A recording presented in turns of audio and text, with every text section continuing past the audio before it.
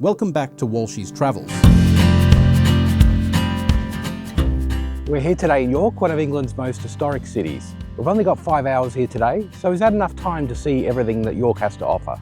Let's find out.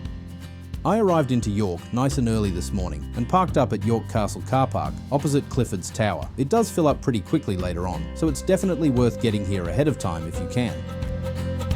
It's not the cheapest. It worked out about 20 quid for around 6 hours, but there is a park and ride if you're looking to save some cash.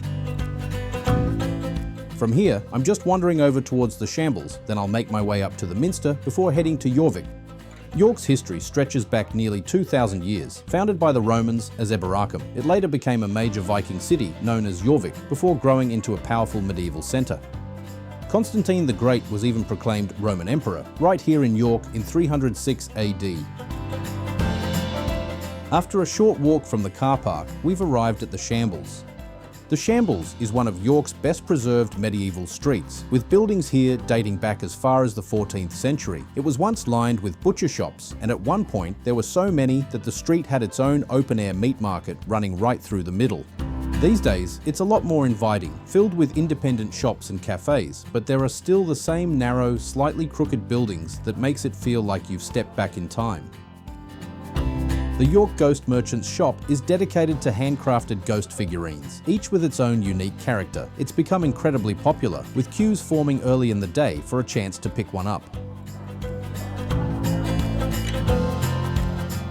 Running parallel to the Shambles is an open-air market, selling a range of products from clothing to artisan cheeses.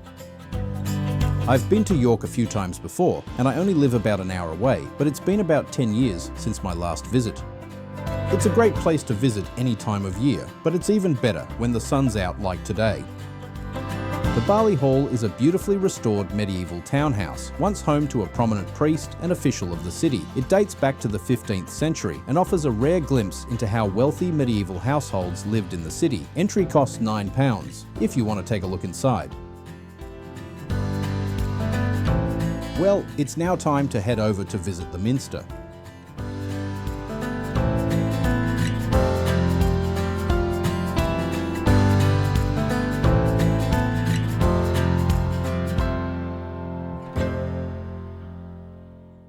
York Minster is one of the largest cathedrals in Northern Europe, and it really dominates the city skyline. You can see it from all over York.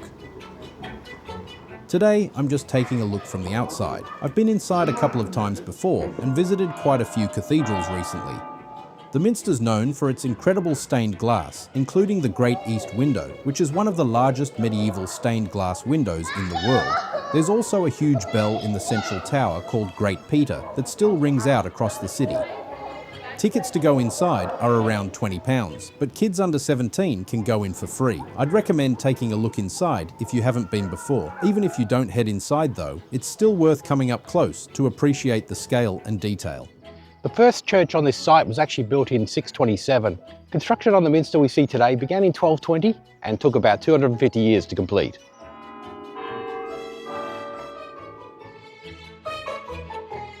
It's definitely worth taking a walk right around the Minster, as each side gives you a completely different view. It's time to head across the city to the Jorvik Viking Centre. We've got a ticket booked for 11:30, so no rush just yet, just a nice, easy walk through York to get there. It's only a 10-minute walk, but I'm taking it slowly and having a look around. This is quite an interesting building. It looks like it's a bit of a hodgepodge of different construction materials, so whether it was damaged at some point, maybe the wall. If I sound a bit strange today, I think I'm actually losing my voice today for some reason. My voice was okay yesterday, but as soon as I got here, I seem to have lost my voice. This is Whitma Gate. It's barely a street at all, more like a short passage, and it's often said to be one of the shortest in the city. This is the Pavement, a historic market street that's been a trading spot since medieval times. The Jorvik Viking Centre is built on the site of an archaeological dig that revealed a full Viking Age neighbourhood beneath modern York. York was once known as Jorvik, back when it was a major Viking settlement and trading hub. You'll experience the sights, the sounds, and the smells of... Today, it brings that history to life through recreated streets and artefacts found during the excavations in the 1970s and 80s. Tickets need to be pre-booked. Prices are £17.50 for adults, £12 for children, or £49 for a family of 4, with timed entry slots throughout the day. You can even see the original Viking excavations preserved beneath the floor. The highlight here is the ride through a recreated Viking village, which takes you right into the streets of Jorvik, as they would have looked over 1,000 years ago. You move slowly through scenes of everyday life, passing traders, workshops and homes, with people going about their daily routines. Some of the animatronics are starting to look a bit dated these days, but it was still a great experience. All the way through, there's a mix of sounds from the city, voices, tools, animals, and even the smells have been recreated, so it feels a lot more immersive than you might expect. There's even a Viking having a bit of a struggle in the loo, with all the sights, sounds, and yes, even the smells.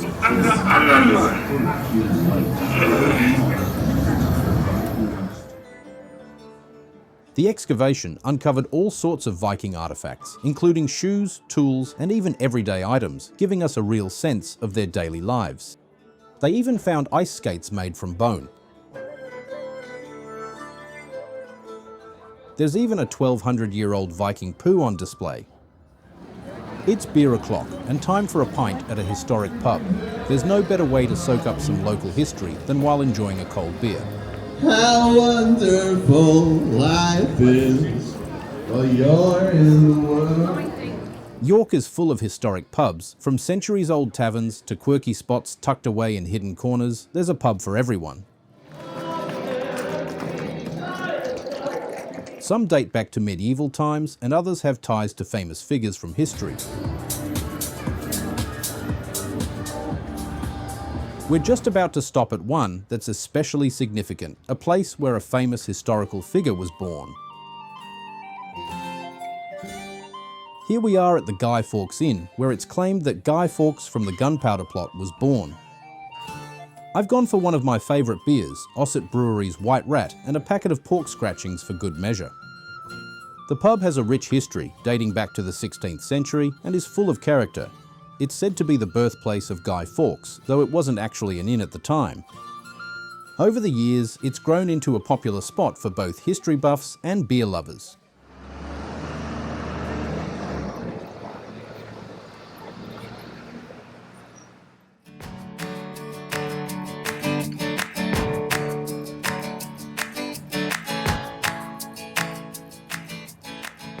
I'm now walking along a section of the historic York City Wall, which dates all the way back to Roman times. Originally built by the Romans around 71 AD to protect the city of Aberacum, the walls were later expanded and rebuilt during medieval times, giving us the impressive structure we see today. It's one of the best preserved city walls in England, stretching for about 2 miles and offering fantastic views of the city as you walk. Today, it's a popular spot for both locals and tourists. Busy, but never too crowded, except for a few narrow sections where you'll have to squeeze past fellow walkers. The day's getting on, and I'd still like to take a stroll along the river and maybe pop inside Clifford's tower if I've got enough time. So it's time to head back down into the city. I've got to make my way back toward the car park, but first I'm taking a slight detour along the river. The atmosphere in York today is fantastic, with plenty of people out soaking up the sunshine. This may not seem like a big deal in some countries, but in the UK, it can be a rare treat. While I'm only spending 5 hours here today, you could easily spend a long weekend and still have more to explore on another visit.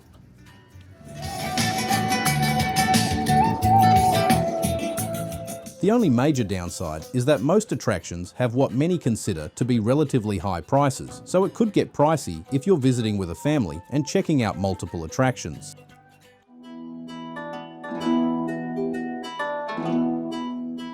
I've now made it down to the River Ouse, which runs right through the heart of York. The river has played a major role in the city's history, especially during the Viking and medieval periods when it was crucial for trade and transportation. When the weather's good, the river really comes to life. You'll see people sitting along the banks, enjoying a pint in the sun or hopping on a hired boat for a cruise along the water. Some even take to the river on stand-up paddleboards, making the most of the calm waters. It's a great spot to relax, whether you're taking in the views, having a pint or two, or just watching the boats go by. You can even try some of Jeremy's soup. We've now arrived at Clifford's Tower, one of York's most iconic landmarks, standing for over 1,000 years. This impressive monument has quite a history. Originally, it was the site of a timber keep, a wooden fortress built by William the Conqueror in the 11th century. These timber keeps were built quickly and were key parts of Norman castles, but they were also vulnerable to fire. In fact, the original timber structure here was destroyed in 1190 during a tragic event in York's history, the massacre of the Jewish community. Around 150 Jewish people sought refuge in the tower, but sadly they were besieged and many lost their lives. This marked one of the most sorrowful chapters in the tower's long history. What stands today is the 13th century stone tower, which replaced the timber keep. It is now the largest surviving part of York Castle and remains one of the best-loved landmarks in the city, offering panoramic views of York. Tickets to visit are £11.90 for adults, £5.95 for children, and £29.75 for a family of 4. You can also get a small discount if you book ahead online.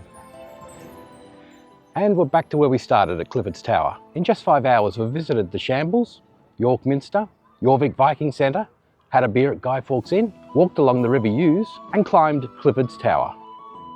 If you enjoyed this video, please remember to like, subscribe, and share. Stay tuned for my next adventure as I spend 32 hours exploring Cologne, enjoying delicious German food, and sampling some refreshing Kölsch beer.